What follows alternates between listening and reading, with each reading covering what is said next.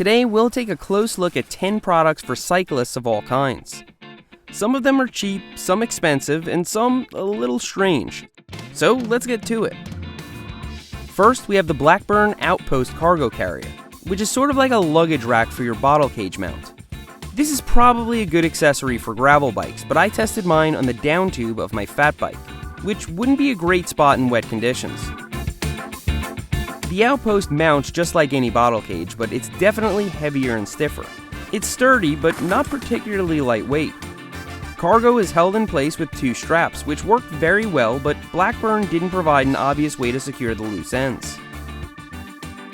You can find these for $20 to $30, which is less than many standard bottle cages.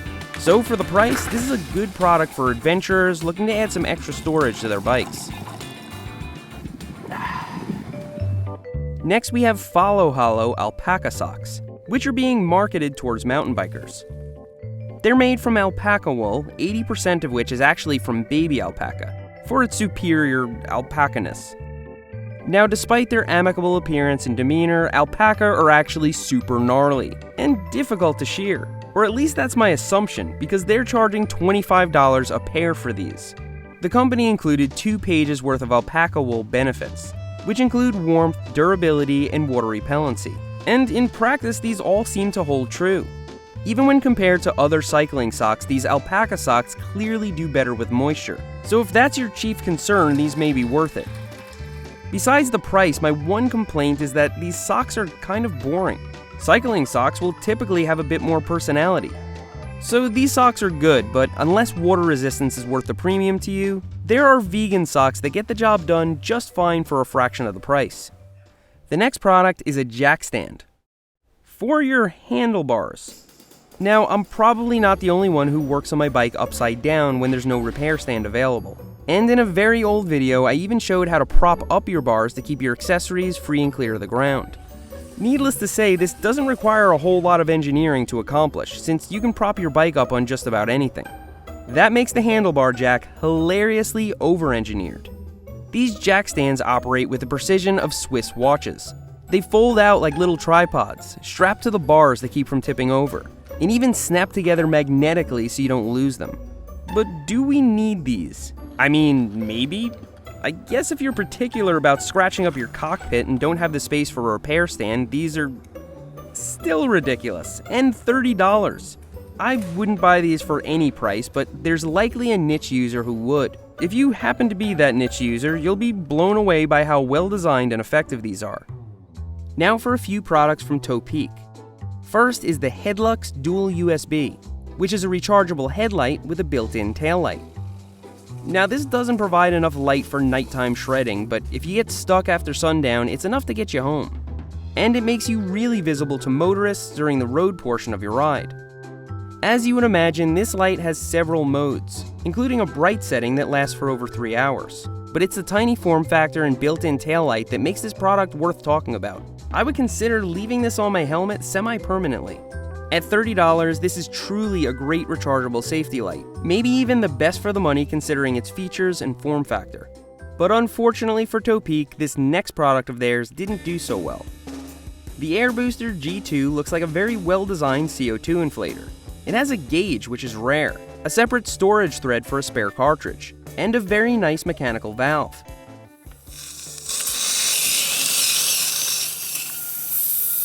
Whoa! I was able to get it to inflate, but this thing is stuck. No, cartridge is spent. This is stuck here, one use, and it's not working. Although this did successfully inflate my tire, CO2 bled into the gauge and became dry ice. Since then, the gauge has been stuck at 70 psi. Now, to be fair, no product has a 0% failure rate, so we'll try again with a new one someday and see if this was a fluke. The next product is a digital tire pressure gauge with an air input. This means you can use it as a standalone gauge or as a digital air chuck for any pump. The shuttle digital gauge has a rotating head, locks in place with a very sturdy lever, and works with Presto or Schrader valves on both ends.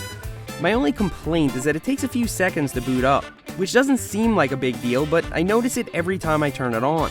It's also over $60, which is an insane premium over other digital gauges. I'll buy at bulkier ones with fewer features. Nevertheless, I will be keeping the shuttle digital gauge in my flight bag for its flexibility. The next product is Rogue Hose, which we've been using a lot for trail building on Burn Peak. What I find with most hose is that you just can't trust them, but Rogue Hose are made from high-grade tempered steel. They are sharpened thoroughly from the factory and actually hold an edge impressively well. Rogue Hose are available in a lot of different styles, but the Hoe Rake combo is my favorite. It resembles a McLeod, but slices through roots like they're not even there. It also has a totally flat underside without any rivets or indents, which makes it really good for compacting. If you're cutting bench on rooty soil like we have here on Burn Peak, this is kind of the only tool you need, and it makes the job a lot more enjoyable.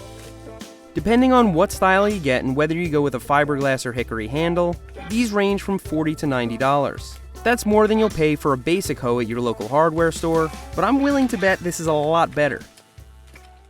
The next product is an $11 mini floor pump, and the reason I picked one up for review is that it resembles a $30 mini floor pump I reviewed last year, which resembles a $60 mini floor pump made by Lezyne. That means this could be considered a knockoff of a knockoff, and therefore we've got to see it. And it's about what you would expect.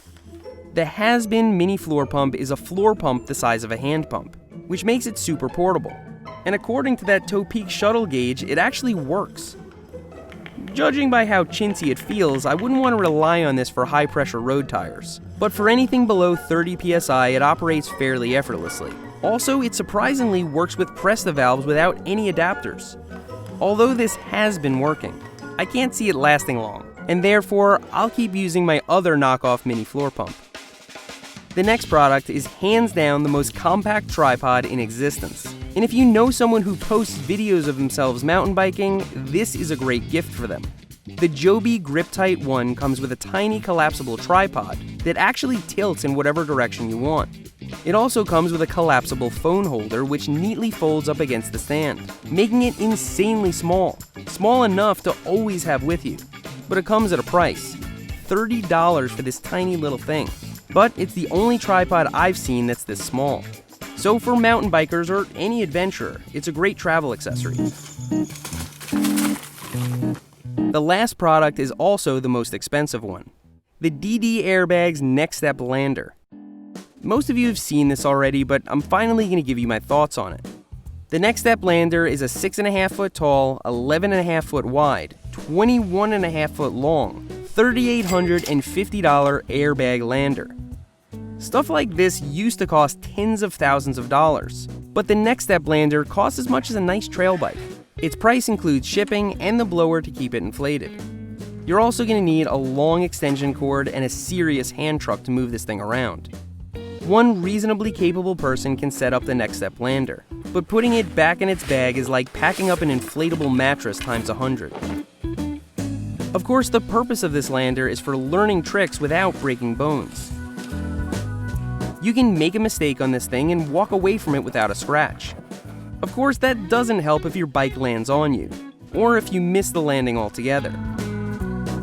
For me, the major benefit beyond the safety part is just having an instant landing wherever you want. We have the setup of this truly enormous device down to about 10 minutes now. I love my airbag lander, but I predict you'll be able to buy these landers for about half the price over the next few years. For instance, this bag on AliExpress is about $2,500 once you pay for customs and shipping. But we have no idea if it's any good. So I think the Next Step Lander is priced fairly since DD already did their homework and sourced a good lander.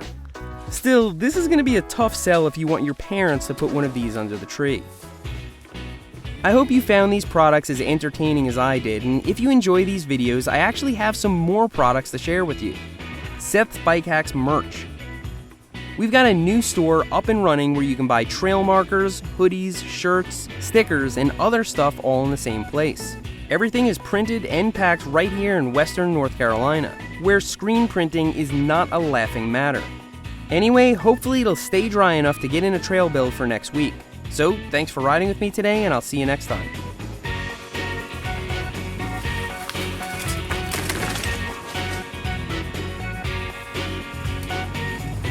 All right. Give her a shot. Here goes.